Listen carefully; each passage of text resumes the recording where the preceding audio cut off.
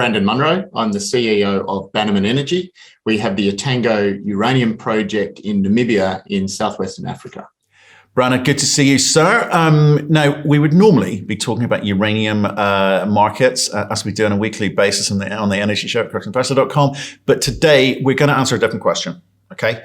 We've been seeing a lot of commentary in the marketplace. We've been receiving a lot of inbound from people concerned about whether they should be investing in African African mining companies, because they're unsure of the jurisdiction, and they're, the commentary and narrative out there is perhaps it's more complicated than these first world countries, the Canadas, the North America, the Australias of this world, and maybe we can address that today, because you have worked and lived in Namibia. You've also worked in operated and worked in other countries in Africa. So maybe you can tell us firsthand rather than listening to perhaps people who haven't actually been and worked there. So should we start with, I know about Namibia. Have you operated or worked in other countries in Africa? Yeah, look, my deep experience is Namibia, but I've done due diligence into a number of countries in Africa. I've had licenses in Rwanda, Zambia. I've had investments in South Africa. So to the extent that's operating, I've operated in 3 other African countries and obviously done a lot of homework on numerous other ones. Right. Okay. So what can you tell us? Obviously, you live in Australia. You're lawyer by training. You must have gone with some trepidation into Africa and thought, I wonder how this thing works. I mean, what was your experience, first-hand experience? Yeah, look, the first thing I'd say is Africa is very, very diverse. It's a big continent. It's comprised of 50 different countries. I have experienced that trepidation going into some more interesting jurisdictions, less stable jurisdictions. But Namibia has always been part of my family's folklore, basically. It's always been held up on an absolute pedestal by my South African family. And as most people will be aware, South Africa faces numerous fairly deep challenges at the moment. So my first experience in Namibia was fantastic. And I had my hand up very high when I had the first opportunity to go there with Bannerman back in 2009 it was. So I had, and consistently, a really good experience in Namibia, but I am aware that that's not the universal experience in Africa. There's a big diversity of experiences from uninvestable corners of Africa through to highly investable, such as Namibia and Botswana. But, Matt, let's face it, there is no perfect mining jurisdiction. That place does not exist. The Fraser Institute had Sweden very highly rated, and I worked in Sweden for a couple of years chairing a vanadium exploration and development company. And lo and behold, they banned uranium mining. Now, you can't have anything more uninvestable than banning uranium mining. And uranium mining is banned in more Australian states than it's allowed. So every jurisdiction has its challenges. And a country like Namibia, certainly I would advocate for having amongst its challenges more manageable and mitigatable challenges than dealing with many of the difficulties and roadblocks you can face in a first world jurisdiction. So that's interesting to me, because that's quite often quoted at me. Our asset is in a first world country. We're in Canada. We're in the US, we're in Australia. That's just thrown at me a lot. It's like, in the Fraser Institute, probably guilty of perhaps framing that like it's a gold medal. But we're seeing a lot of change in South America, in a place like Chile and Peru. We're seeing it in Mexico. We've seen governments take projects back. They've talked about nationalization of some industries. And I guess socialist governments talking in election years, so you don't have to take it with a pinch of salt, raising the royalty rates, raising tax rates, etc. We've seen that in Canada, for First Nations issues for some projects, the length of time it takes to get environmental permits issues. And so the mining's tough. Mining's a real tough gig wherever you are. And I'm just trying to understand, is it any better? Is it the same? Is it worse in certain parts of the world? I mean, Africa's got a huge long history of mining production, but I'm trying to answer the question for investors today, which is should they be considering, those who are a bit nervous about investing in Africa, should they be considering Africa? Do they need to understand how it works? What should they be looking for? Well, look, absolutely. The first decision gate is, should I invest in Africa? And the answer is clearly yes, so that you get to the next decision gate, which is which country in Africa, because they are just so different. And some countries in Africa have very difficult to navigate risks. It doesn't mean that companies don't do it really well. There's countries that operate very well in the DRC, but they're difficult to navigate. They require a very high level of commitment. They require a high level of capitalization and other things. And then you get countries like Botswana and Namibia in particular, which is consistently regarded as one of the easiest African countries to travel in, to operate in, to do conventional business and to do mining business once you've established that you've got a resource and you've got a discovery. So the way to look at it is to say every jurisdiction has got risks. In the first world, it tends to be permitting risks, environmental risks, lawfare risks from activists. In the uranium sector, it tends to be political and social risks and the risk of regulations going against you, such as it has in various parts of Australia and Sweden and a number of other countries, even Kyrgyzstan, that has banned uranium mining. So if you look at typical African risks, well, you start running through a bit of a due diligence list. So first of all, is it safe and secure? Can management go in there? Can consultants go in there without having a problem? And for large parts of Africa, the answer is yes, they can. Namibia, the Lonely Planet Guide, describes it as Africa for beginners. It's an African country which lots of different travel agents and guides advocate self-driving in Namibia. It's probably the only country in Africa where you can go and self-drive and be perfectly safe and perfectly able to do it. It's easy to get around. It's actually very well organized, courtesy of a period of Germanic colonialization. You know, they left some very helpful, logic and organizational skills amongst the local population. So it's safe and secure. You then say, well, what's the rule of law like? If as a foreign investor, you don't like what's happening, do you have recourse through the courts? And a very easy way to ascertain that at a first level is to say, well, how often does the government lose court cases? And how often are politically motivated court cases won and lost? And the answer in Namibia, for example, is the whole time. Like, government frequently gets taken to court and loses. And that's a healthy thing. It's an independent judiciary. It's got a high level of capability, which is largely courtesy to a minority of the population that's very well educated and quite wealthy. And there's a very clear and proud rule of law. You then say, well, what's the political stability like? Because that's another thing that we tend to enjoy in first world countries that you might have some concerns about in various developing countries, not only Africa. And that varies dramatically across Africa. In Namibia's case, they were the last African country to become independent, and they learnt the lessons of countless African brothers who went independent earlier and had civil wars and strife and collapses and economic ruin and all of the long list of things that unfortunately document the history of modern Africa. And they didn't make those mistakes. They were helped enormously by the UN and various other countries to be a model of progressing from South African ownership, you could say, to independence. And so since, for more than 25 years, Namibia has been functioning very well at that level. You then look at permitting and mining codes. Well, Namibia's got a mining code that has barely changed since independence. It was modelled on a hybrid between the Canadian and the Australian model.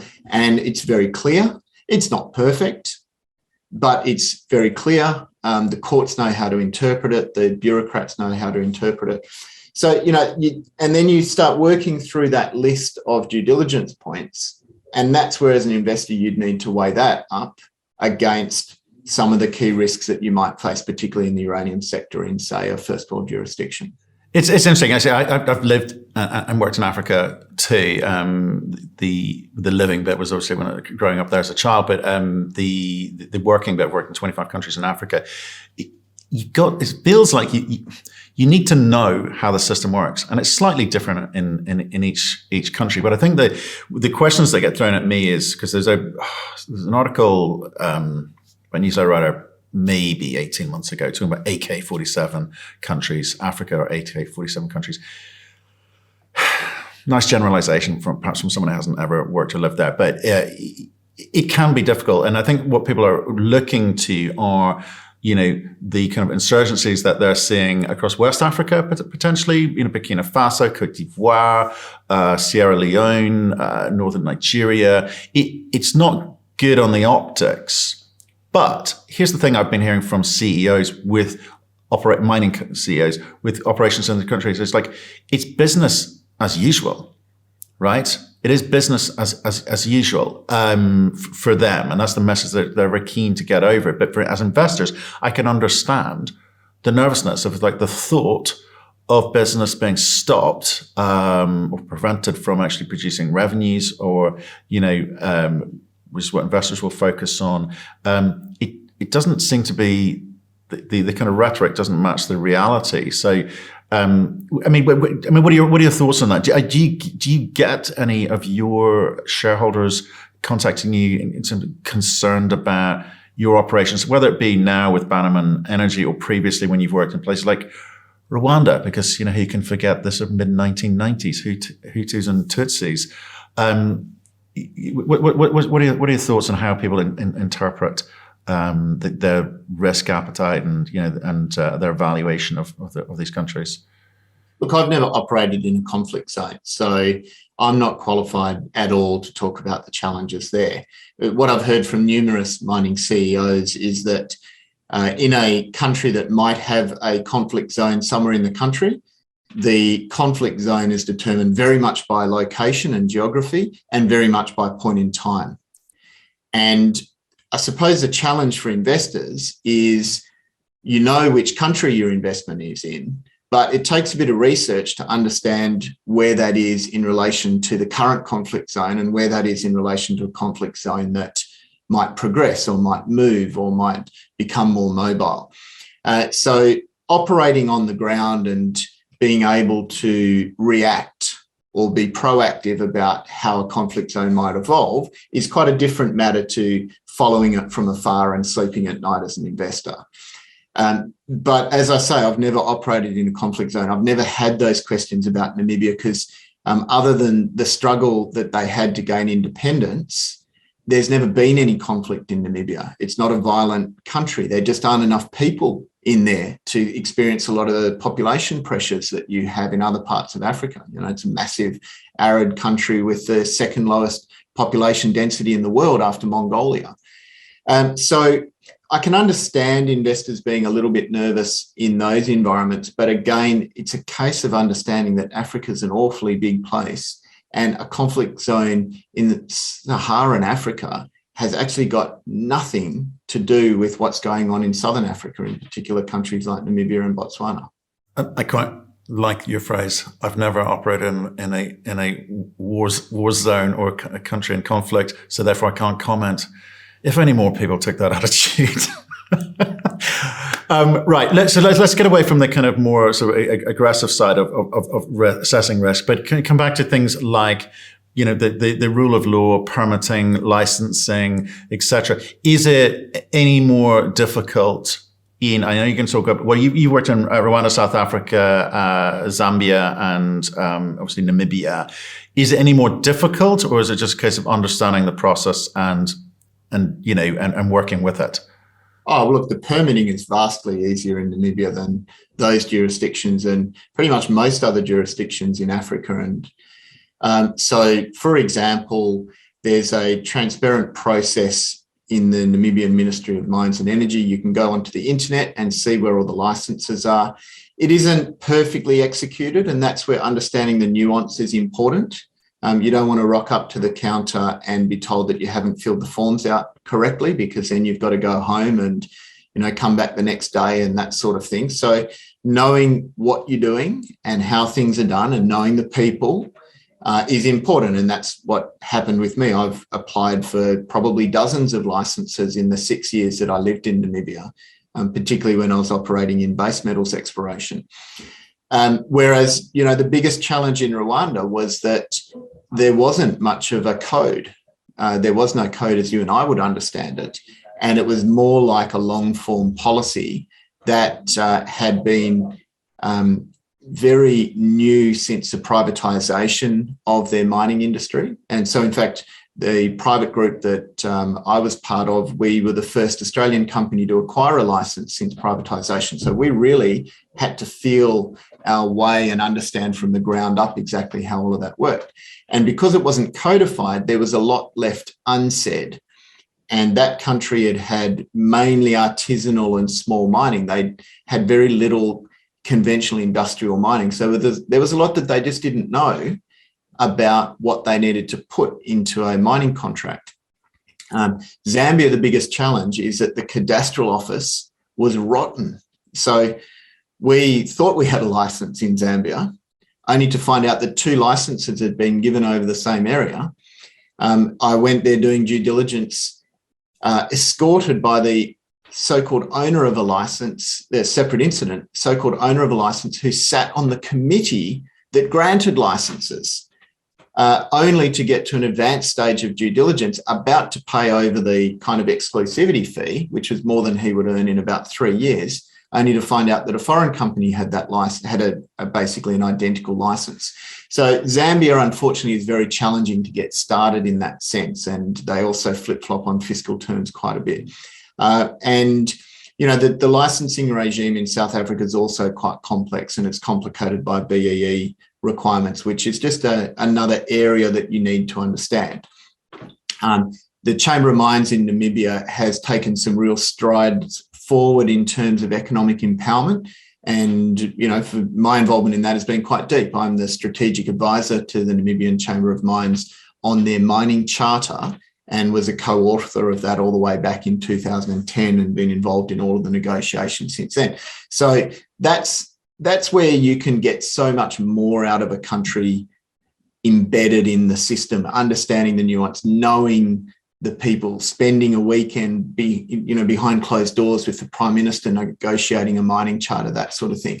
So I suppose what I'd say to investors is you want to know that your management of the company that you're invested in knows what ticks in country and isn't treating the country as an outpost, based in Vancouver or West Perth, for example. I think that's a great point. We had a similar issue. We were investing into Senegal to a company pre-permits being issued, and the promise of it was coming. Every 2 weeks it was coming. 18 months later, we worked out a similar situation to you, where the guy issuing the licenses owned the license, and he was playing a few people off at the same time. So that which makes us, a little bit nervous when companies haven't got the license yet, or they haven't got the permit yet. But that's going to be very specific to, on a country by country basis. And we've seen the same thing in other parts of the world too. Right. Let's because there's meant to be a kind of quick sort of response to, it's okay to invest in Africa, especially for a North American audience who are listening to this. It's okay to invest in Africa. Just know the jurisdiction, and more importantly, make sure the management know the jurisdiction, and perhaps managing it from afar isn't always the best solution. There needs to be a good, strong operational team on the ground, I would suggest, and a good, there needs to be some peer analysis that you can do. There are lots of other companies operating in countries successfully. It should, encourage you. Let's talk a little bit about uranium, because you are a uranium company.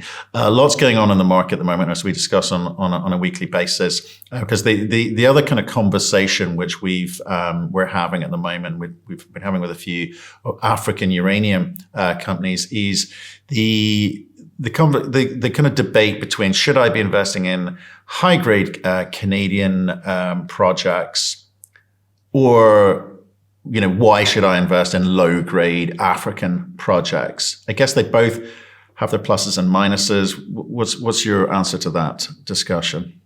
Well, the uranium sector investment proposition is based on the strong macro indicators that there will be insufficient supply this decade. So the first thing you really need to ask yourself is, will the project be able to deliver pounds this decade? Because you can't mine a spreadsheet. And so that's where you do start to see some differences between African projects where the environmental process, the permitting process is more pragmatic, it's less exposed to activists and NGO involvement. You've got governments where it really makes a difference if that project gets up and starts employing people. And it just means that maybe you give up a bit on the cost of production, but at least you can turn the pounds and make money off them, rather than having a company that might be embroiled in a permitting process. So that's the first thing I'd say. And, I was involved in obtaining Bannerman's environmental approvals back in 2009 and 2010. It was a rigorous process. It was treated very, very seriously by our board and the regulators. They weren't pushovers by any means, but it wasn't subjected to any external interference.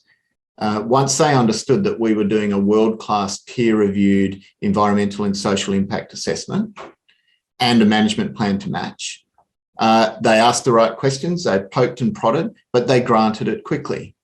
And that's been the experience of other companies in Niger, it's been the experience of other companies in Namibia and other companies in Botswana, for example. And I would say, without even any remotest hint of any intransparent activity or corrupt actions there. It went through absolutely by the book in a quick order of time once we'd put it on their desk. So that's really one of the big differences. If an NGO tried to interfere with that process in Namibia, the only grounds that they could interfere is to say this company hasn't done its work properly and therefore they've cut corners, or they're not following the law, or they, they've got passing bags under the table or whatever else it might be. If you do it properly, you get the right result. They can't just interfere with the process by saying, we believe it should be a 15-year environmental baseline, or there might be some tribal considerations that mean that the process has to come to a grinding halt and start again. In Namibia and most other parts of Africa, that's not really a consideration.